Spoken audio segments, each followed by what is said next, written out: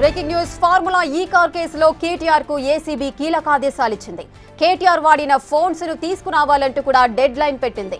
రేపు బంజారాహిల్స్ ఏసీబీ కార్యాలయంలో అందించాలంటూ ఆదేశించింది. ఫార్ములా ఈ కార్ రేసు జరిగిన సమయంలో కేటీఆర్ వాడిన మొబైల్స్ ను సబ్మిట్ చేయాలంది.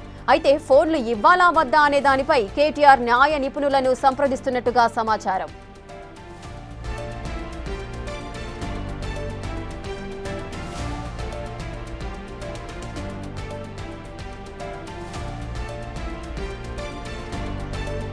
రెటిక ఫార్ములా ఈ కార్ కేసులో కేటీఆర్ కైతే ఏసీబీ కీలక ఆదేశాలు ఇచ్చింది.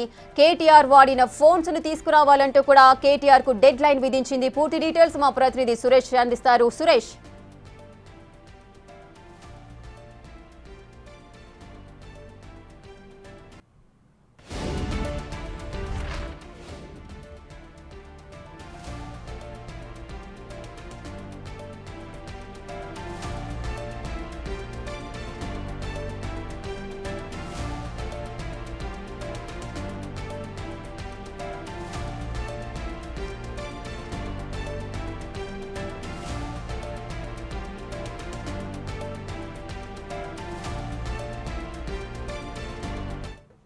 రెటిక కేటీఆర్ కు రేపు బంజారాహిల్స్ ఏసీబీ కార్యాలయంలో ఆయన వాడిన ఫోన్లు అందించాలంటూ కూడా ఆదేశాలు జారీ చేశారు.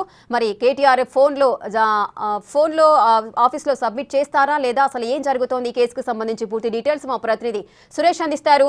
సురేష్, ఈ కార్ రేసు జరిగిన ఫార్ములా ఈ కార్ రేసులో ఎన్నో అక్రమాలు జరిగాయి. ఇప్పుడు కేటీఆర్ నైతే విచారణ అయితే మొదలైంది.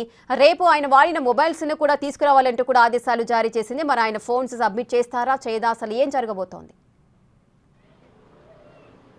అంటే ఫార్ములా ఈ కేసులో ఏసీబీ దూకుడుగా దర్యాప్తు చేసింది. ఇన్ని రోజుల పాటు స్తబ్దుగా ఉన్న కేసులో నిన్న కేటీఆర్ని విచారించిన తర్వాత ఈ కేసుకు సంబంధించి కదలిక జరిగిందని చెప్పొచ్చు. ఎందుకంటే దాదాపు 2 సార్లు కేటీఆర్ని విచారించిన సందర్భంలో ప్రభుత్వం క్యాబినెట్ అనుమతి లేకుండా 55 కోట్లు హెచ్ఎండిఏకి సంబంధించిన ప్రజాధనాన్ని ఎలా ఫార్వర్డ్ చేశారు, విదేశాల కంపెనీకి ఆర్బీఐ రూల్స్ కూడా పాటించకుండా నిబంధనలకు విరుద్ధంగా డబ్బులు ఫార్వర్డ్ చేశారని చెప్పేసి కూడా దీనికి సంబంధించి ఏసీబీ దర్యాప్తు చేస్తుంది. ఏదైతే ఈ ఫార్ములాకు సంబంధించి ఎఫ్ఈఓ కంపెనీకి సంబంధించిన ప్రభుత్వము ఏ విధంగా సంప్రదింపులు జరిపింది, వాటికి సంబంధించిన సమాచారం కావాలంటే కేటీఆర్కి సంబంధించిన సెల్ ఫోన్లలోనే చాలా కీలకమైన సమాచారం ఉండి ఉంటుందని చెప్పేసి కూడా ఏసీబీ భావిస్తుంది. ఇన్వెస్టిగేషన్ పర్పస్ కోసం కేటీఆర్ మంత్రిగా ఉన్న సమయంలో వాడిన సెల్ ఫోన్లని ఏసీబీ కార్యాలయంలో అందించాలని చెప్పేసి కూడా ఏసీబీ ఆదేశాలు జారీ చేసింది. రేపు ఉదయం 10 గంటలకు బంజారాహిల్స్ పోలీస్ స్టేషన్లో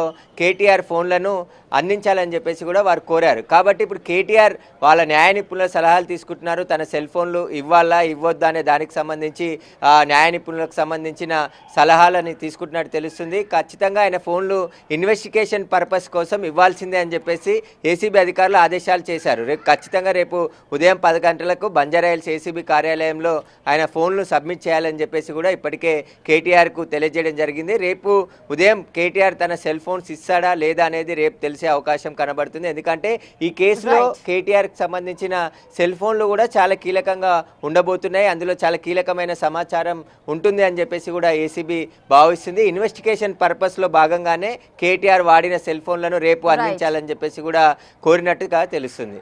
right, thank you Suresh. Thanks.